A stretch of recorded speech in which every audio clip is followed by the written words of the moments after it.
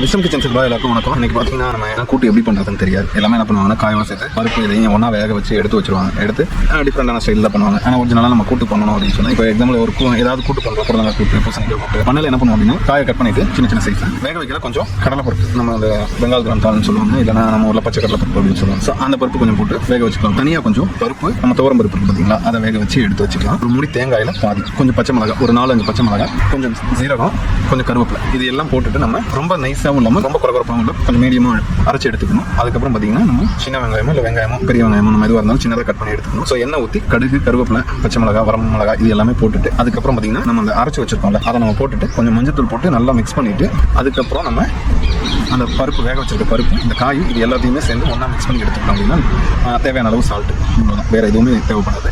இது எல்லாமே போட்டு நம்ம செஞ்சோம் அப்படின்னா சூப்பராக இருக்கும். இதுக்கு எக்ஸ்ட்ரா நமக்கு ஃப்ளேவர் டேஸ்ட் வேணும் அப்படின்னா நம்ம இதுக்கு தேங்காய் எண்ணெய் யூஸ் பண்ணோம் அப்படின்னா நல்லாயிருக்கும். தேங்க்யூ.